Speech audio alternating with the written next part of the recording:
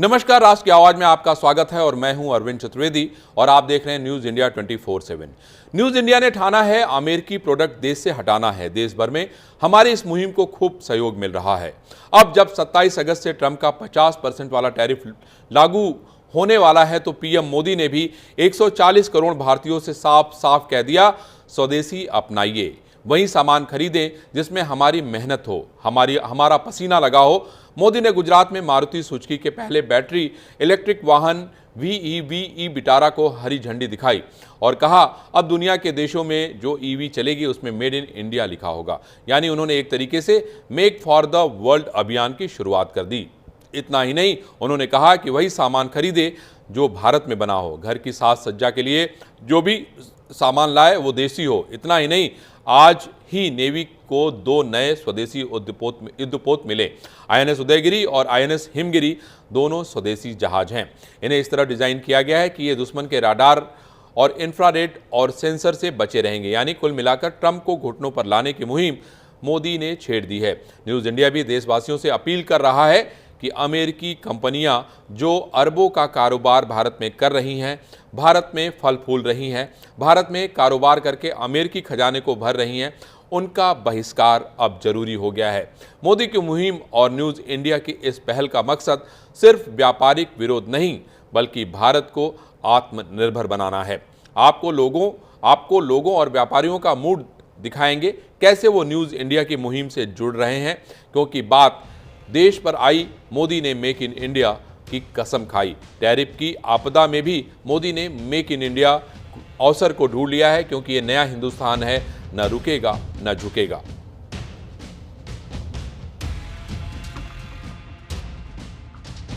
आत्मनिर्भर भारत के अभियान को हम सब आगे बढ़ाएं, वोकल फॉर लोकल बने, स्वदेशी ये हमारा जीवन मंत्र बनना चाहिए। दोस्तों, गर्व से स्वदेशी की तरफ चल पड़ो।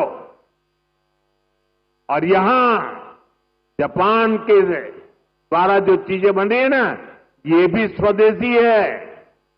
मेरी स्वदेशी की व्याख्या बहुत सिंपल है, पैसा किसका लगता है उससे मुझे कोई लेना देना नहीं है। वो डॉलर है, पाउंड है, वो करेंसी काली है, गोरी है, मुझे कोई लेना देना नहीं है। लेकिन जो प्रोडक्शन है उसमें पसीना मेरे देशवासियों का होगा। पैसा किसी का, पसीना हमारा। जो प्रोडक्शन होगा उसमें महक मेरी देश की मिट्टी की होगी, मेरी भारत मां की होगी। अपने दैनिक जीवन में स्वदेशी वस्तुओं का उपयोग करेंगे। हम अपने देश में बनी उत्पाद और चीजें ही खरीदेंगे। ताली कम बजा रहे हो। अब दिल से सोच के देखो, ये होना चाहिए कि नहीं? हम पे लोग दादागिरी कर रहे हैं। हमने तीसरा नेत्र खोल दिया तो दादागिरी करने वाले कहीं टिकेंगे नहीं।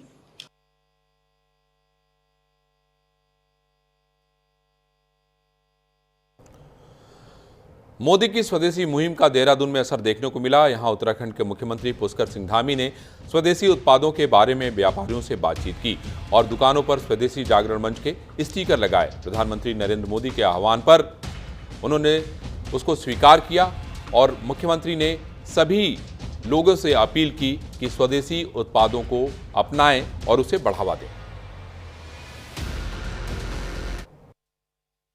आदरणीय प्रधानमंत्री श्री नरेंद्र मोदी जी के आह्वान पर सभी देशवासियों से उन्होंने अपील की है, आह्वान किया है कि स्वदेशी अपनाना है। और स्वदेशी को अपनाने के लिए आज हम लोग देहरादून की पलटन बाज़ार में सभी साथियों के साथ, हमारे व्यापारियों के साथ, आम जन सामान्य के साथ पूरे बाज़ार में आज जन जागरण के लिए लोगों के बीच हमारी मुहिम स्वदेशी अपनाओ का आगाज बुधवार से झारखंड में होने जा रहा है। इस मुहिम का नेतृत्व रक्षा राज्य मंत्री संजय सेठ करेंगे।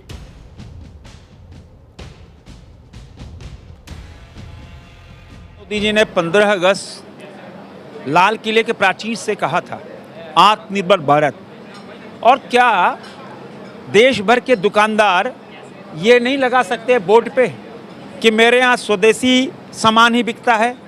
हाँ, अगर ये अभियान पूरे झारखंड से ही पूरे देश में होगा, हमारा जो वोकल फॉर लोकल है, हमारा जो लोकल उत्पाद है, उसको एक बहुत बड़ा आयाम मिलेगा। ये प्रधानमंत्री की दूरदृष्टि, प्रधानमंत्री की सोच, और इस अभियान की शुरुआत कल रांची से होने जा रही है।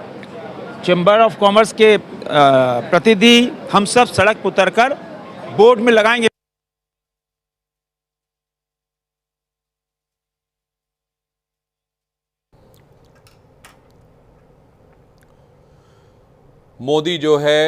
मोदी जो है आपदा को अवसर में बदलना जानते हैं, क्योंकि हमने यही देखा है कि जब भी वो कठिन परिस्थितियों में होते हैं वो कुछ नया करने की हिम्मत रखते हैं और उसके लिए वो किसी तरह का रिस्क लेने से भी नहीं चूकते। हमारे साथ हमारे मेहमान जुड़ गए हैं। आकाश जिंदल अर्थशास्त्री हैं, राजन कोचर साहब हैं जो विदेशी मामलों के जानकार हैं, और यूके देवनाथ साहब हैं, उनसे भी हम बातचीत करेंगे। पहले हम चलते हैं आकाश जिंदल जी जो कि अर्थशास्त्री हैं। आकाश जी, मुझे ये बताइए कि मोदी ने एक बहुत बड़ा ऐलान कर दिया है, एक तरीके से पूरी दुनिया को दिखा दिया है कि आप किस चक्कर में पड़े हो, मैं तो हर चीज़ से टक्कर लेने वाला व्यक्ति हूं, और हमने इसी तरीके से उनको काम करते हुए देखा है। आकाश भाई, क्या आपको क्या कहना है इस पे? अरे सांसद जी हाँ, देखिए नरेंद्र मोदी साहब ने अभी साबित किया है देश के सामने, दुनिया के सामने, किस तरीके से विषम परिस्थितियों में भी देश की इकोनॉमी को फास्टेस्ट ग्रोइंग इकोनॉमी उन्होंने बना के दिखाया है। देखिए, कोरोना के बाद जब से ग्लोबल इकोनॉमी में स्लो डाउन रहा है, बड़ी से बड़ी इकोनॉमी सब चरमराई है। खुद यूएस जो आज टैरिफ्स की बात करता है, रशिया यूक्रेन वॉर शुरू होने के बाद 2 क्वार्टर नेगेटिव जीडीपी ग्रोथ थी। जर्मनी 2023-2024 2 साल लगातार नेगेटिव जीडीपी ग्रोथ दी है। Japan January to March 2025 negative GDP growth. UK सितंबर अक्टूबर 2024 नेगेटिव जीडीपी ग्रोथ।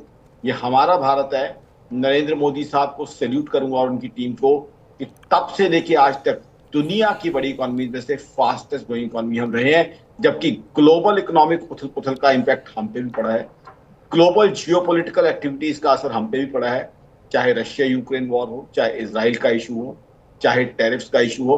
टैरिफ्स के बावजूद जो है हिंदुस्तान की इकोनॉमी लगातार तरक्की कर रही है। टैरिफ्स हम सब जानते हैं अप्रैल में अनाउंस किए गए थे।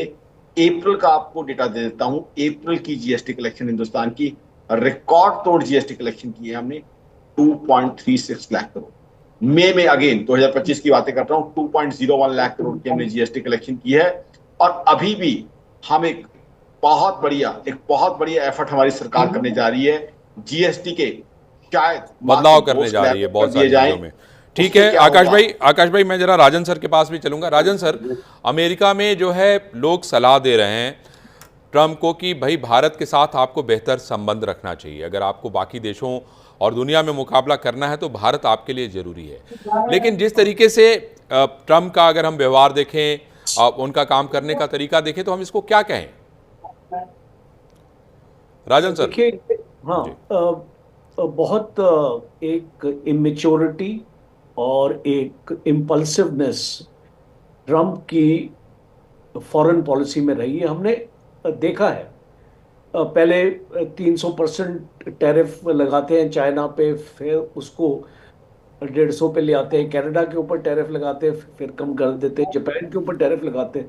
तो ये एक कोर्सिव डिप्लोमेसी का जो तरीका है, ये वर्ल्ड ट्रेड में काम नहीं करता है।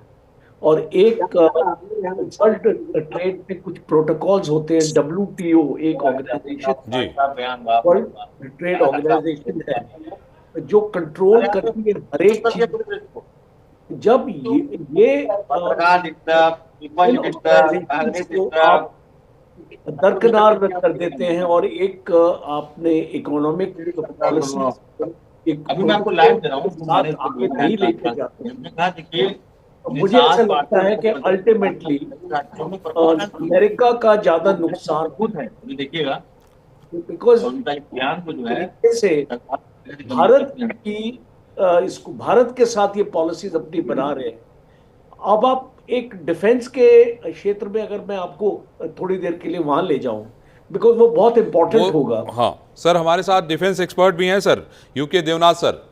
मैं अगर हाँ आप भी बोल दीजिए सर, फिर हम सर के पास चलते हैं। बताएं सर, राजन साहब। हाँ, तो मैं भी मेजर जनरल। हाँ जी जी, please please sir, please please sir, बताइए सर। राजन सर बताइए ना सर, बताइए बताइए राजन सर प्लीज। तो बहुत जरूरी है ये कि डिफेंस की जो हमारी कोलैबोरेशन चल रही है यूनाइटेड स्टेट्स के साथ, तकरीबन आज की डेट में $3 बिलियन का ऑर्डर्स यूनाइटेड स्टेट्स को भारत दे चुका है। और अगर पिछले 15 साल का देखें तो 20 से 25 बिलियन डॉलर तक ट्रेड हुआ। तो अब ट्रम्प क्या कर रहा है, इसको टैरिफ्स के आने के बाद ये टैरिफ्स इन डिफेंस आइटम्स पे भी लगेंगे, और वो एक कंडीशन क्रिएट कर रहा है भारत के लिए कि भारत यूएस से अलग दूसरे देशों के साथ अब डील करेगा। जैसे इसको जेट इंजन की बात करूं मैं, और ग्रुप कैप्टन देवनाथ भी यहाँ पे है सर। अभी फ्रांस के साथ बात चल रही है उसको सैफ्रॉन इंजन के लिए। तो यहाँ पे मुझे लगता है कि अमेरिका की जो स्ट्रेटजी है वो फेल होने वाली, क्योंकि आज अमेरिका की इकोनॉमी किस चीज पे बेस्ड है, उनकी जो डिफेंस मैन्युफैक्चरिंग के ऊपर। बिकॉज अमेरिका में और किसी भी प्रकार की मैन्युफैक्चरिंग नहीं होती है एक्सेप्ट डिफेंस की। उनका जो जीडीपी है, जो आपका मैन्युफैक्चरिंग सेक्टर, वो 11% ही देता है उनके जीडीपी में। तो आप इसको समझ सकते हैं कि अगर ये पॉलिसी अगर भारत के ऊपर, और खास तौर पे एक स्ट्रेटेजिक सेक्टर है डिफेंस का, और डिफेंस के ऊपर अगर ट्रंप लगाएगा तो ये बहुत बड़ी नुकसान अमेरिका का करने वाला है। इसमें भारत का कोई नुकसान नहीं होने ठीक है राजन सर, ठीक है, थैंक यू। मैं देवनाथ सर के पास चलता हूं। देवनाथ सर, अभी राजन सर का आपने विशेष एक्सपर्ट बयान सुना, क्योंकि पूरा जो मामला है डिफेंस का ही है, ट्रंप को यही लगता है। आपको क्या लगता है, भारत ने अपना जो स्वदेशी काम है, स्वदेशी चीज़ें हैं, उसने जो है डिफेंस में निर्माण करना शुरू कर दिया है। आज ही 2 नए जो है इंस्ट्रूमेंट भारत को मिले हैं। ऐसे में हमें कितनी चिंता करनी चाहिए? अरविंद जी, भारत और अमेरिका के संबंध जो हैं कभी बढ़िया हो जाते हैं, कभी थोड़ा सा ठंडा पड़ जाते हैं। अमेरिका बहुत कोशिश कर रहा है येन केन प्रकार किसी तरह से हमें रूस से बाहर खींच के, रूस से दूर खींच के ले जाए। जहां तक डिफेंस कोऑपरेशन की बात है, आज तक रूस का हमारी आर्मी, नेवी, एयरफोर्स के ऑपरेशंस में बहुत बड़ा कंट्रीब्यूशन रहा है। अभी भी जो ऑपरेशन सिंदूर हुआ था, अगर आप देखें, हमने ब्रह्मोस मिसाइल का इस्तेमाल किया, रूस के कोऑपरेशन से बनाया। हमने S-400 का इस्तेमाल किया, रूस ने ही हमें बना के दिया। पूरे उत्तर भारत के एयर डिफेंस में सुखोई 30 ने ऑपरेशन सिंदूर के दौरान 1800 सॉर्टीज की, रूस में निर्मित है। अब हम MiG-21 को फेयरवेल दे रहे हैं 60 साल के बाद। रूस में निर्मित था और बाद में हम भारत में बनाने लगे। बात ऐसा है कि अमेरिका बहुत कोशिश कर रहा है कि हमारी डिफेंस फोर्सेस को थोड़ा इन्फ्लुएंस कर ले। उसने हमें C-130 टैक्टिकल एयरलिफ्ट एयरक्राफ्ट बेच दिया। उसने हमें C-17 स्ट्रेटेजिक एयरलिफ्ट एयरक्राफ्ट भेज दिया, ग्लोब मास्टर। उसने हमें अपैची अटैक हेलीकॉप्टर भी बेच दिए, AH-64 जो है, अभी भी आ रहे हैं। अब हमने हमारी नेवी के लिए वहां से अमेरिका से सिरकोस की एंटी सबमरीन हेलीकॉप्टर खरीद लिए। हमारी आर्मी में भी हमने अमेरिका से M777 आर्टिलरी तोपें खरीद ली। आर्मी के लिए अब हम अमेरिका के साथ डील साइन करने जा रहे हैं, जिसमें कि हम बहुत बड़ी तादाद में स्ट्राइकर इन्फेंट्री कॉम्बैट व्हीकल खरीद रहे हैं। तो शायद अमेरिका को ऐसा भ्रम हो गया है डोनाल्ड ट्रंप को कि भारत का जो डिफेंस सिस्टम है वो अमेरिका की मदद के बगैर लचर हो जाएगा, चरमरा जाएगा। ऐसी बात नहीं। हम देख रहे हैं आत्मनिर्भर भारत मजबूती से आगे बढ़ रहा है। ज्यादातर वेपन सिस्टम भारत में बन रहे हैं, बनेंगे। अगर नहीं है तो हम दूसरे देशों से भी ले सकते हैं। अब अमेरिका के ऊपर दबाव डालना बहुत इजी है एज ए डिफेंस एनालिस्ट। ठीक है वैद्यनाथ सर, मेरे पास आज के लिए इतना ही समय है। आप तीनों लोगों को मेरा बहुत धन्यवाद। ये आसान नहीं है भारत को झुका पाना, क्योंकि नरेंद्र मोदी ने ये ठान लिया है कि स्वदेशी को अपनाना है। इस समय एक और बहुत बड़ी